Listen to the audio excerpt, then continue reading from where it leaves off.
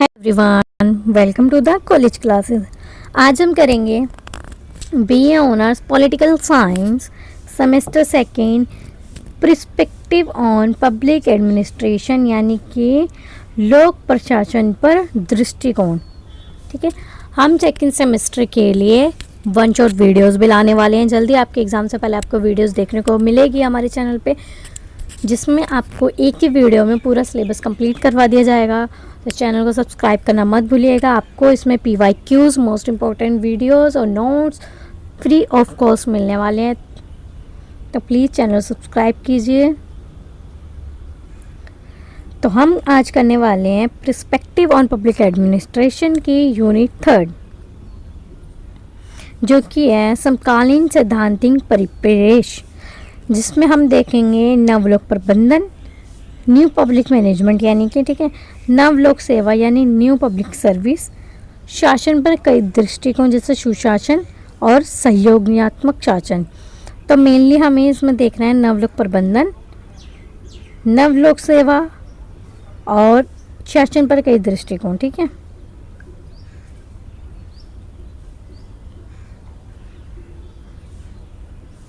तो देखो सबसे पहले हम देखेंगे नवलोक प्रबंधन कि NPM क्या है, इसके सिद्धांत क्या है, इसकी विशेषता, इसका उद्भव कैसे हुआ है, और फिर इसका समालोचनात्मक विश्लेषण भी करेंगे। फिर हम पढ़ेंगे सुशासन से संबंध क्या है, ठीक है, और इसके रिलेवेंट गवर्नमेंट्स और विचारों की विस्तार व्याख्या देखेंगे। तो लोक प्रशासन किसी भी देश के शासन का आधारशिला होता है। ठीक है, और ये सरकार की नीतियों को लागू करने और जनता को सेवा प्रदान करने का कार्य करता है। परंपरागत लोक प्रशासन का स्वरूप मुख्यतः नौकरशाही था, जिसमें नियमों, प्रक्रिया और पदानुसार पर अधिक जोर दिया जाता था। इस प्रणाली में कार्य तो नियमों के अनुसार होते थे, लेकिन अक्सर ये बहुत यानी कि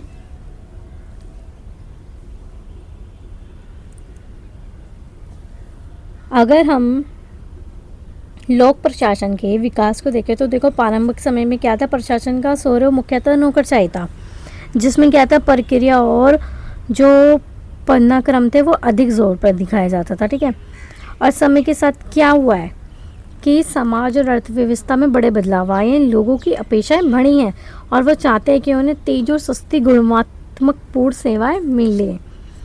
इसी बदलती हुई परिस्थिति को एक कारण या आज हमें एक नए दृष्टिकोण की आवश्यकता महसूस हुई है, जिसे हम नवलोक प्रबंधन कहा जाता है, जिसे हम इंग्लिश में न्यू पब्लिक मैनेजमेंट कहते हैं।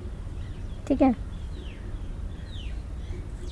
जिसका मतलब है कि सरकार अपने कार्यों को निजी क्षेत्र यानी प्राइवेट सेक्टर की तरह कुशल प्रभावी तरीके से संचालित करे। जैसे निजी कंपनियों कम लागत में अधिक लाभ और बेहतर सेवा देने का प्रयास करती हैं, उसी प्रकार NPM चाहता है कि सरकार भी अपने संसाधनों का बेहतर उपयोग करते हुए जनता की उच्च गुणवत्ता की सेवाएं प्रदान करे।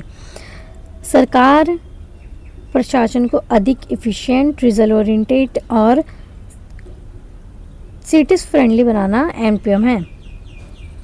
यानी कि देखो NPM का मतलब होता है सिंपल सा कि सरकार अपने कार्यों को निजी क्षेत्र यानी कि प्राइवेट सेक्टर की तरह कुशल, प्रभावी और परिणाम स्वरूप तरीके से संचालित करे। यानी कि जो NPM है वो इफ़िशिएंट हो, रिज़ल्ट ओरिएंटेड हो यानी कि परिणाम आधारित हो, और जनता केंद्रित बनाना हो। यानी जैसे एक प्राइवेट कंपनी कम लागत में बेहतर सर्विस देने की कोशिश करती है, उसी प्रकार क्या है सरकार भी सेवा को बेहतर बनाती रहे।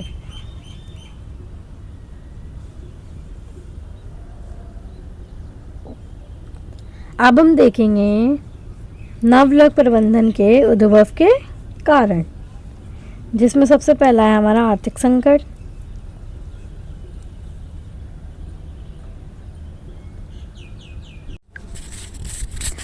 तो सबसे पहले आर्थिक संकट उत्पन्न हुआ। ठीक है, तो देखो 1970 के दशक में क्या हुआ, कई देशों में आर्थिक संकट उत्पन्न हुआ। सरकारों के पास क्या थे, संसाधन नहीं थे उस टाइम पे, है ना, लेकिन खर्च क्या था लगातार बढ़ता जा रहा था क्योंकि लोग बढ़ रहे थे, है ना। ऐसी स्थिति में आवश्यक हो गया कि कम संसाधनों में अधिक कार्य किया जाए, यानी कि कम सामान में ज़्यादा ज़रूरतें पूरी की जा सके ऐसा।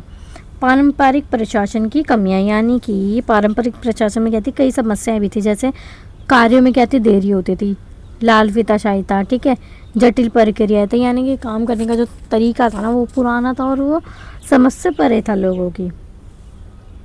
और इन कारणों से क्या था, जनता को समय पर सेवाएं नहीं मिल पाती थी, यानी कि जब काम ही सही से नहीं पूरा होगा, जब वो प्रोसेस ही नहीं होगा तो वो रिज़ल्ट कैसे निकलेगा, यानी वो लोगों तक पहुंचेगा कैसे, फिर लोग उसका रिज़ल्ट कैसे देंगे कि हाँ हमारी सरकार ने अच्छा काम किया, तो वो चीज़ नहीं निकल पा रही थी। फिर क्या हुआ, जनता की जो थी वो अपेक्षाएं बढ़ गई, जैसे कि अधिक समाज में लोग अधिक जागरूक हो गए, आधुनिक समाज में, है ना, कि लोग जागरूक हो गए, यानी लोगों को इन्फॉर्मेशन ज़्यादा मिलने लगी कि, और वो सरकार से बेहतर सेवाओं की अपेक्षा करते हैं, यानी कि लोगों की मांग बढ़ने लगी सरकार के प्रति कि हमें सरकार से अच्छी सेवाएं चाहिए, अच्छा उनसे हमें चाहिए जिससे हमें लाभ हो सके, जिससे हम अच्छे से रह सकें।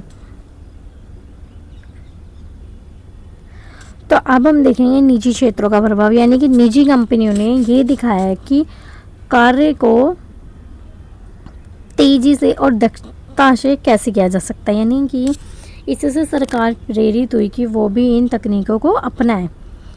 यानी कि जो निजी कंपनियां, यानी जो प्राइवेट कंपनियां थी, उन्होंने दिखाया कि कार्य को हम आराम से, मतलब आराम तरीके से और फास्ट रिजल्ट कैसे दे, यानी अपने काम को फटाफट से कैसे कंप्लीट कर सकते हैं, ये उन्होंने दिखाया प्राइवेट कंपनी ने, ठीक है।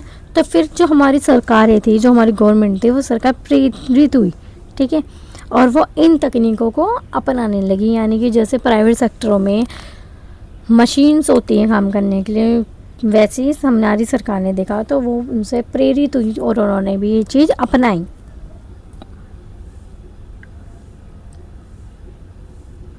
अब जैसे कि वैश्वीकरण, ठीक है, वैश्वीकरण के कारण देशों के बीच प्रतिस्पर्धा बढ़ गई, ठीक है, यानी कि होड़ बढ़ गई कि हाँ हम सबसे पहले काम करेंगे, हम ही वाला उत्पादन करेंगे, ठीक है, जिससे प्रशासन को आधुनिक और प्रभावी बनाना आवश्यक हो गया, ठीक है। तो इससे क्या हुआ, हमारा जो प्रशासन था वो आधुनिक हो गया और प्रभावी बनाना आवश्यक हो गया था। अब हम देखेंगे नव लोक प्रबंधन के प्रमुख सिद्धांत, यानी कि प्रिंसिपल्स।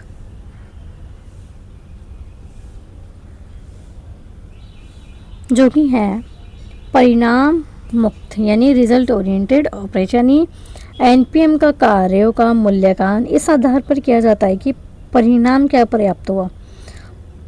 पारंपरिक प्रणाली में ये देखा जाता है कि नियमों का पालन हुआ या नहीं। एनपीएम में ये महत्वपूर्ण है कि कार्य से जनता को कितना लाभ मिला। इसका मतलब ये कि एमपीएम का जो कार्य था ना, उसका मूल्यांकन इस आधार पर किया जाता था कि परिणाम क्या पर्याप्त हुआ, यानी कि रिजल्ट क्या मिलता है हमें एनपीएम के कार्यों से, यानी कि जो न्यू एनपीएम है उसमें कार्य जो हो रहा है, ठीक है, उसका रिजल्ट क्या निकल रहा है, इस पे ज़्यादा डिपेंडेंट था। और पारंपरिक प्रणाली में, यानी जो पहले से हमारा काम चलता आ रहा था, जैसे हम करते थे, उसमें ये देखा जाता था कि नियमों का पालन हुआ या नहीं हुआ, यानी कि काम नियम से हो रहा है कि नहीं हो रहा। एमपीएम में ये महत्वपूर्ण था कि कार्य से जनता को कितना लाभ मिला, ठीक है, यानी कि जो एमपीएम है वो क्या है, वो रिजल्ट पे ओरिएंटेड है, यानी कि वो प्रोसेस पर ध्यान नहीं दे रहे, वो सिर्फ रिजल्ट पर डिपेंडेंट है, ठीक है। और जो पारंपरिक प्रणाली, यानी कि जो पहले से चलता आ रहा है, उसमें क्या था, लोग ये देखते थे कि नियमों का पालन किया जा रहा है कि नहीं किया जा रहा। जिसका उदाहरण है, यदि सरकार कोई योजना लागू करती है तो ये देखा जाएगा कि कितने लोगों को वास्तविक लाभ हुआ। ये क्या है, एमपीएम में देखा जाता है। और अगर हम यही पारंपरिक में देखेंगे तो ये देखा जाएगा कि काम किस तरीके से हुआ, वो इस पे प्रोसेस करता है। और जो एमपीएम है वो इस पे प्रोसेस करता है कि कितने लोगों को वास्तविक लाभ हुआ, यानी कि एट द एंड उसका क्या रिजल्ट निकला। अब है हमारा जैसे दस्ता और प्रभावशीलता, यानी इफ़िशियंसी और इफ़ेक्टिवनेस। एमपीएम का उद्देश्य है कि कम संसाधनों में अधिक और बेहतर कार्य किया जाए। इसका मतलब है कि समय, धन और श्रम का सही उपयोग किया जाए ताकि अधिकतम परिणाम प्राप्त किए जा सकें। यानी कि जो एमपीएम है उनका ये मकसद है कि कम संसाधन है एक तो उसके पास, ठीक है, और वो चाहते हैं कि उन्हें अधिक और बेहतर कार्य किया जाए, यानी कि वो अच्छा काम करना चाहते हैं और जल्दी से जल्दी काम अपना कंप्लीट करना चाहते हैं।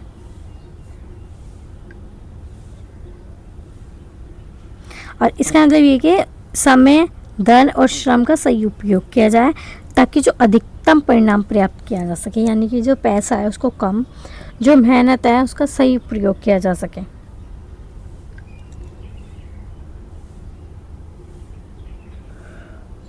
अब जैसे कि हमारा प्रतिस्पर्धा, एमपीएम में सरकारी सेवाओं में प्रतिस्पर्धा को बढ़ावा दिया जाता है, ठीक है, ताकि सेवाओं की गुणवत्ता में सुधार हो सके,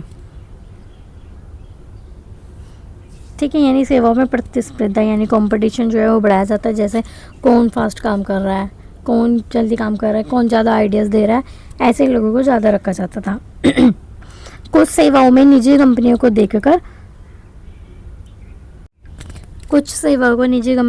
प्रतिस्पर्धा बढ़ाई जाती है, यानी कि जो प्राइवेट सेक्टर है ये उनको अपनी कंपनियां देकर प्रतिस्पर्धा को बढ़ाया जाता है। अब निजीकरण यानी प्राइवेटलाइजेशन, तो कुछ सरकारी कार्यों को निजी क्षेत्रों की सौंप दिया जाता है, यानी कि जो कुछ सरकारी कार्य होते हैं उनको निजी क्षेत्र यानी प्राइवेट सेक्टर को सौंप दिया जाता है, जिससे क्या होता है ताकि कार्य तेजी और दक्षता से हो सके, यानी कि कार्य जो है फटाफट हो सके, इसलिए क्या करती है सरकार प्राइवेट सेक्टर को सौंप देती है। अब जैसा हमारा प्रबंधकीय स्वास्थ्य यानी मैनेजर ऑटोनॉमी, अधिकारियों को निर्णय लेने की स्वतंत्रता दी जाती है ताकि वे बेहतर और नवीन कार्य पे निर्णय ले सके, यानी कि जो वर्कर्स होते हैं, जो अधिकारी होते हैं, उन्हें निर्णय लेने की स्वतंत्रता दी जाती है, ठीक है, ताकि वो जो कार्य को बेहतर और नवीन यानी अपने तरीके से भी कर सकें। अब जवाबदेही, अधिकारियों को उनके कार्यों के लिए जिम्मेदार बनाया जाता है, ठीक है। यदि कार्य में कोई कमी होती है तो उन्हें जवाब देना होता है, यानी कि कोई किसी से कोई काम बिगड़ जाता है, किसी से कोई मशीन ख़राब हो जाती है, किसी से कुछ ख़राब हो जाता है, तो वो क्या है उसको जवाब देना पड़ेगा कि ये क्यों हुआ है। अगर ये कार्य सही नहीं हुआ है तो उसको बताना पड़ेगा ये क्यों नहीं हुआ है सही, तो ये जवाबदेही है।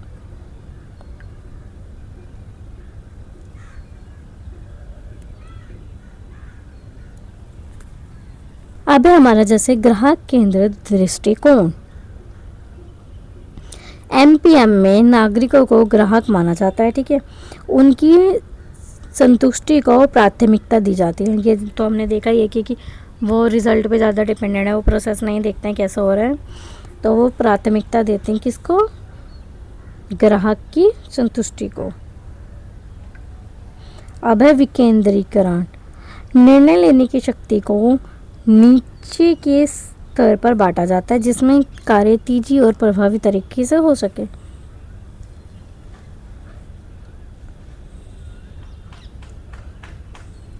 यानी कि जो रिजल्ट है वो देखने के लिए, प्रभावी बनाने के लिए जो हमारे निर्णय लेते हैं वो नीचे स्तर पर लिए जाते हैं। अब हम देखेंगे नवलोक प्रबंधन की विशेषताएं यानी कि फीचर्स ऑफ एमपीएम।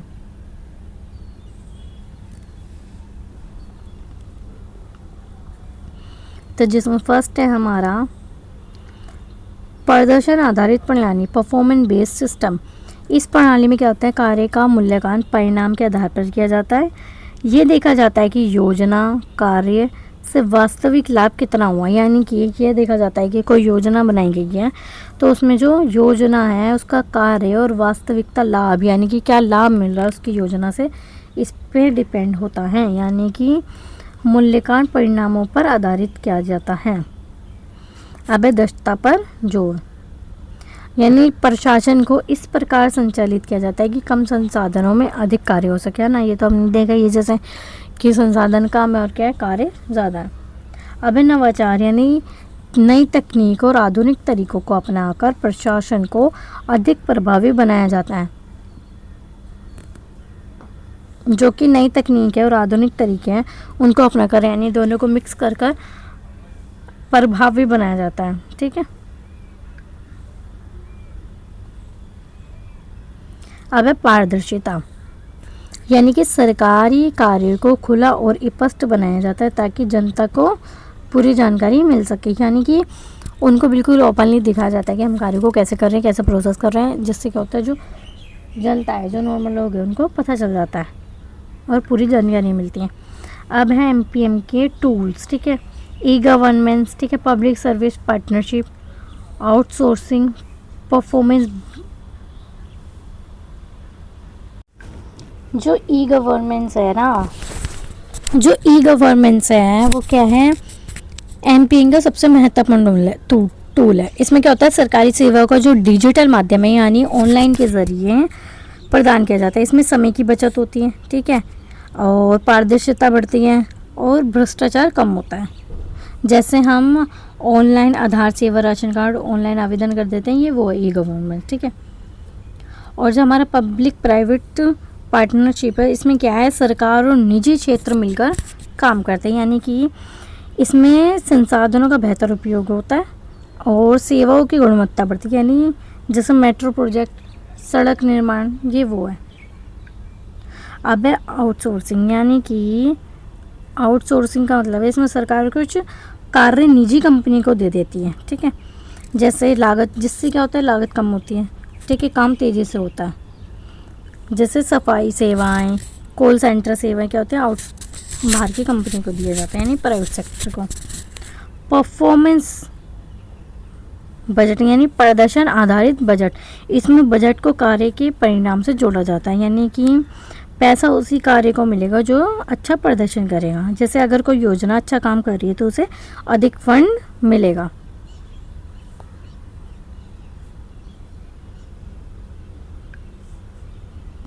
अब है हमारा एमपीएम समालोचनात्मक मूल्यांकन, ठीक है। तो इसके लाभ देखेंगे हम, जिसके लाभ है इसमें क्या होता है, कार्य तेज़ी से होता है, जैसे कि हम देख ही रहे हैं, लागत कम लगती है, ठीक है, सेवाओं की गुणवत्ता में सुधार होता है क्योंकि वो काम को अच्छी तरीके से और समय के अनुसार कर रहे हैं। पारदर्शिता जो होती है वो बढ़ जाती है।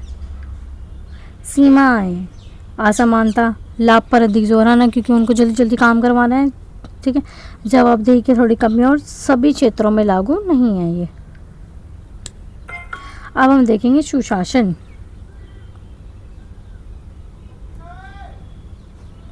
सुशासन कहता है ऐसा शासन जो पारदर्शी, जवाबदेही और जनता के हित में हो, ठीक है। और सुशासन इसकी विशेषताएं जैसे पारदर्शिता, जवाबदेही, भागीदारी और समानता, यानी कि सुशासन कहता है ऐसा शासन जिसके अंदर जवाबदेही हो, पारदर्शिता हो, जनता के हित में हो, ये होता है सुशासन, और यही इसकी विशेषताएं भी होती हैं। अब एमपीएम और गुड गवर्नेंस का संबंध बताएंगे हम।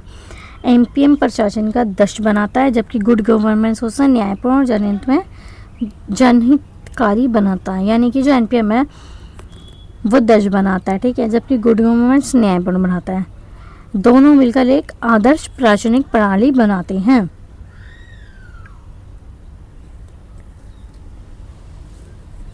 अब रिलीवेटिंग गवर्नमेंट, यानी ये एक महत्वपूर्ण विचार है जिसमें सरकार को आधुनिक और प्रभावी बनाने पर जोर दिया गया है। इसमें कहा गया है कि सरकार को फ्लेक्सिबल बनाओ, ठीक है, जनता को केंद्र में रखो और कंपटीशन बढ़ाओ।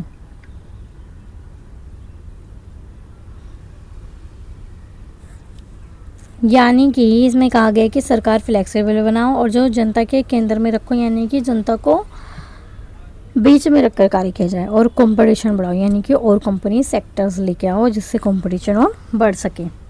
जिसका निष्कर्ष निकलता है कि नवलोक प्रबंधन आधुनिक प्रशासन का एक महत्वपूर्ण दृष्टिकोण है।